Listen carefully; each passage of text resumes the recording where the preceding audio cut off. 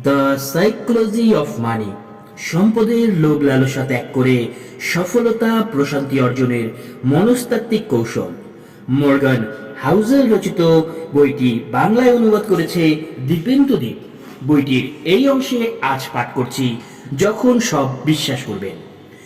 যখন আপনি সবকিছুই বিশ্বাস করবেন, মূল্যবান কথা সাহিত্য বা গল্প কেন সবসময় পরিসংখ্যান থেকে অধিক শক্তিশালী।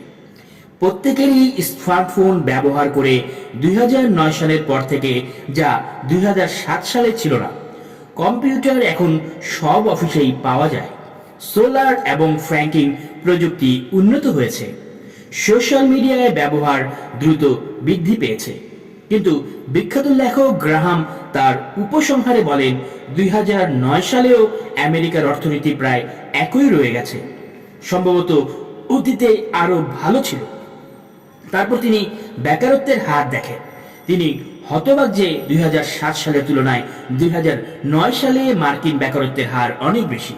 তিনি হতবাক যে আরো 10 মিলিয়ন আমেরিকান বেকার হতে চলেছে।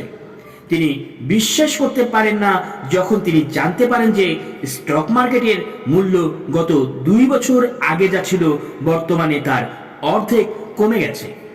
তিনি বিশ্বাস করতে পারেন না যে তাদের অর্থনৈতিক সম্ভাবনা সম্পর্কে সমস্ত পূর্বাভাস ব্যর্থ হয়েছে। আমি এমনটি প্রত্যাশা করিনি, তিনি নিজে নিজে বললেন। আমি আমেরিকার শহরগুলোকে এমন দেখিনি। আমি কারখানাগুলো দেখেছি। আপনি বলেছেন একই জ্ঞান সরঞ্জাম, একই ধারণা বিদ্যমান, কিছুই পরিবর্তিত হয়নি। তাহলে আপনি কেন গরিব? আপনি কেন বেশি হতাশাগ্রস্ত? 2007 সাল থেকে 2009 সালের মধ্যে আমেরিকার অর্থনীতিতে বিপুল পরিবর্তন এসেছে। অর্থনীতি সম্পর্কে আমরা নিজেদেরকে যে গল্পগুলো বলেছিলাম তা মিথ্যে হলো। 2007 সালে আমরা আবাসন মূল্যের স্থিতিশীলতা, ব্যাংকারদের বিচক্ষণতা এবং সঠিকভাবে মূল্য নির্ধারণে আর্থিক বাজারের সক্ষমতা সম্পর্কে একটি গল্প বলেছিলাম। 2009 সালে আমরা সেই গল্পটি বিশ্বাস করা বন্ধ করে দিয়েছিলাম। এটাই একমাত্র জিনিস যা পরিবর্তিত হয়েছে। বাড়িটির দাম বাড়তে থাকবে এমন প্রত্যাশা মিথ্যে প্রমাণিত হলো। বন্ধকি ঋণ খেলাফি বেড়ে গেল। তারপর ব্যাংকগুলো অর্থ হারিয়ে দেউলিয়া হয়ে গেল। তারপর ব্যাংক অন্যান্য ব্যবসায় ঋণ দেওয়া এভাবেই কমিয়ে দিল। ফলে কোম্পানিতে শ্রমিক ছাঁটাই শুরু হলো। অর্থনৈতিক সংকট চলতে থাকে। তারপর 80 বছরের মধ্যে আমেরিকার অর্থনীতি সবচেয়ে বেশি ক্ষতিগ্রস্ত হয়েছে। এটি 1945 সালে জার্মানির সৃষ্ট অর্থনৈতিক বিপর্যয় থেকেও বেশি কিছু। যারা আমেরিকার উৎপাদন ব্যবস্থা ধ্বংস করে দেয়, 2009 সালে আমরা সবচেয়ে বেশি অর্থনৈতিক ক্ষতির সম্মুখীন হয়েছি। এটি বিদ্যমান সবচেয়ে শক্তিশালী অর্থনৈতিক বিপর্যয়ের মধ্যে একটি। এখন আমরা অর্থনীতি, ব্যবসা, বিনিয়োগ এবং ক্যারিয়ারের প্রবৃত্তি সম্পর্কে চিন্তা করি। তখন আমরা বাস্তব জিনিসগুলো সম্পর্কে চিন্তা করি। আমাদের কতটা সম্পদ আছে এবং আমরা তা কি করতে সক্ষম। প্রত্যেকেরই বিশ্বের প্রতি একটি অসম্পূর্ণ দৃষ্টিভঙ্গি রয়েছে, কিন্তু আমাদের জ্ঞানের শূন্যস্থান পূরণ করার জন্য বিশ্ব সম্পর্কে সম্পূর্ণ দৃষ্টিভঙ্গি রয়েছে মর্মে দাবি করি। আমি বইটি যখন লিখছি তখন আমার মেয়ের বয়স প্রায় 1 বছর। সবকিছু সম্পর্কে অনেক কৌতূহলী এবং সে খুব দ্রুত শিখছে। কিন্তু মাঝে মাঝে আমি এমন সব জিনিস নিয়ে ভাবি যা সে বুঝতে পারে না। তবে কোনো ধারণা নেই কেন তার বাবা প্রতিদিন সকালে কাজে যায়। বিল, বাজেট, ক্যারিয়ার, পদোন্নতি এবং অবসরের জন্য সঞ্চয়ের ধারণা তার কাছে সম্পূর্ণ অজানা। তার কাছে ফেডারেল রিজার্ভ, ক্রেডিট ডেরিফিকেশনস কিংবা NAFTA ব্যাখ্যা করার কথা ভাবুন। তাকে এসব বোঝানোর প্রায় অসম্ভব। কিন্তু তার পৃথিবী অন্ধকার আচ্ছন্ন নয়। সে বিভ্রান্তিতে ঘুরে বেড়ায় না। এমনকি 1 বছর বয়সেও সে কিভাবে সবকিছু কাজ করে তানজিনের অভ্যন্তরীণ অনুভব দিয়ে বর্ণনা করে। কম্বল তাকে উষ্ণ রাখে, মায়ের স্নেহ তাকে নিরাপদ রাখে এবং খেজুরের স্বাদ তার ভালো লাগে। সে যা কিছু দেখেছে তা তার শেখার প্রক্রিয়া কয়েক ডজন মানসিক মডেলের একটিতে প্রযোজ্য হতে পারে। আমি যখন কাজ করতে যাই তখন সে ভাবে না বেতন এবং বিল কি। তার পরিস্থিতির একটি স্ফটিক স্পষ্ট ব্যাখ্যা রয়েছে। বাবা আমার সাথে খেলছেন না এবং আমি চেয়েছিলাম যে সে আমার সাথে খেলুক, তাই আমি দুঃখ অনুভব করছি।